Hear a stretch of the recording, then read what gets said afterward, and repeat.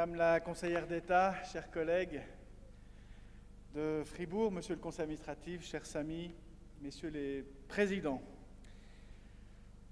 Merci tout d'abord de votre invitation et de votre mobilisation dans le cadre de cette journée. Je suis heureux de vous voir nombreuses et nombreux et surtout d'ouvrir ce moment de colloque, ce moment de rencontre, ce moment d'échange. J'y attache beaucoup d'importance. Bien sûr, nous sommes toutes et tous convaincus que les associations, ce sont au fond les globules blancs de la société. Le bénévolat apporte de l'oxygène, mais il y a plus. Le rôle des associations, en effet, n'est pas seulement de faire, c'est aussi être. D'être des agents du débat démocratique, des agents d'intervention dans le débat de la société et des courroies de cohésion sociale. Nous sommes toutes et tous engagés, ici, là, mais au fond, c'est quoi l'engagement? Une manière de penser aux autres? Oui, mais pas seulement. Une façon d'agir pour autrui? Bien sûr, mais plus encore. Et s'engager, c'est aussi dire stop à certaines dérives. Nous vivons en effet, mesdames et messieurs, dans une société où tout se monnaie. Tout est trop. On peut se dire c'est normal, chaque chose a un prix, mais on peut se dire que quelque chose ne tourne pas rond. Et vous avez compris ma position, tout ne peut pas se monnayer. Il y a d'une part le travail et la rémunération de celui-ci. Rien à dire sur ce plan, sauf à ajouter qu'il y a peut-être et surtout aussi l'engagement et le désintéressement.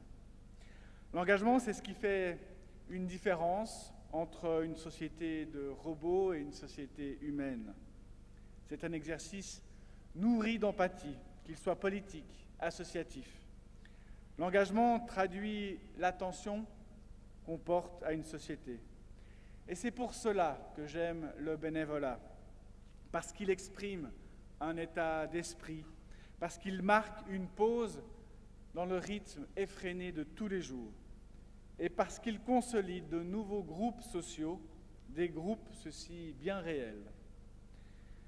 Chers et chers amis, le bénévolat a connu durant la période Covid une baisse sensible, normale, en effet, puisque les activités étaient arrêtées. Mais si j'en crois une étude de l'IFOP du mois dernier, le niveau serait revenu, en France en tout cas, aux chiffres d'avant. Cette étude révèle en effet que les bénévoles sont souvent jeunes et que les seniors seraient moins engagés. Vraiment, est-ce qu'on doit se poser la question? La réponse est oui. Il nous faut confirmer ces tendances. Car si c'est le cas, il nous faut aller chercher les causes. Sinon, il faut rendre à César ce qui lui appartient, car les seniors sont puissants, créatifs, expérimentés et souvent généreux dans leurs engagements. Mais peut-être les jeunes ont-ils davantage cette notion du groupe, de la tribu. C'est une hypothèse toute personnelle, mais dans tous les cas, je connais une réalisation, au moins, qui n'existerait pas sans le bénévolat. Un bénévolat de jeunes qui ont vieilli, eh bien, ce sont des futurs bénévoles, engagés dans les coulisses du plus grand rassemblement, et peut-être Suisse de l'année, je veux parler du Paléo. Tout à l'heure, on aura des témoignages. Daniel Rosla, par exemple, qui réfléchira avec nous à la question du bénévolat. Chez lui, c'est un engagement festif. D'autres formes plus sociales, telles que la directrice de Caritas Genève, Sophie Bux, seront à la même table pour échanger avec vous et avec nous. Nous saluons aujourd'hui l'importance du bénévolat en général, mais aujourd'hui, il y a un thème fédérateur, les enfants, la famille. De grandes voix vont porter le débat, dont celle de Luc Ferry, qui a été ministre et qui demeure un penseur, peut-être un peu conservateur, mais un penseur quand même de l'éducation. L'engagement, donc, est une affaire éthique, philosophique, économique. c'est une donnée objective. Une fois cette trilogie admise, on peut admettre que la définition que l'on doit se poser est évidemment aussi la responsabilité sociétale des entreprises. Nous aurons sur cette table ronde aussi de l'expérience.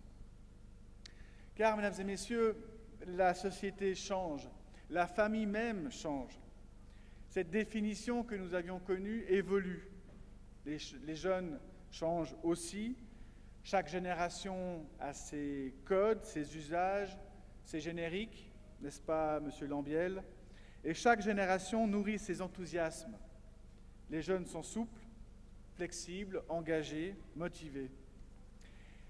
Et je refuse les discours ronchonchons, comme dirait Alexis Hachka, sur une jeunesse qui serait démotivée. Ce n'est pas vrai, je n'en parle pas comme des coups d'éclat, comme celui qui consiste à se coller les mains ou la main sur le plateau de Jérémy Sédou un jour d'élection cantonale. Je parle d'engagement au long cours, d'investissement utile, d'apport constructif. Cette journée va permettre d'apporter une aide précieuse aux parents qui se posent un certain nombre de questions et des nombreuses associations existent. C'est le moment de les connaître mieux et puis certainement aussi de les découvrir.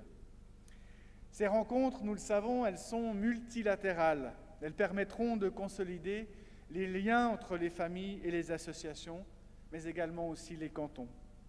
Il est rare que des conseillères d'État et des conseillers d'État sont également présents dans de telles manifestations et j'aimerais saluer ma collègue de Fribourg, Sylvie Bonvin-Sansonance. Toutes celles et tous ceux qui ont et qui vont participer aux tables rondes vont leur apporter l'expérience et les échanges riches. Merci à toutes celles et à tous ceux qui ont participé à l'organisation de cette journée. Merci à toutes celles et tous ceux qui ont fait le déplacement pour pouvoir y assister. Cette journée permettra aux associations, aux institutions, au public de se rapprocher. Et les domaines sont tant variés, la santé, l'éducation, le sport, l'environnement, le handicap. Rien n'est hors de champ de la jeunesse et des familles. Et rien ne doit échapper à notre attention. Je vous remercie de m'avoir accordé la vôtre. Tous unis pour l'enfance. Je vous souhaite une excellente journée. Merci beaucoup. Merci beaucoup, monsieur le conseiller d'État.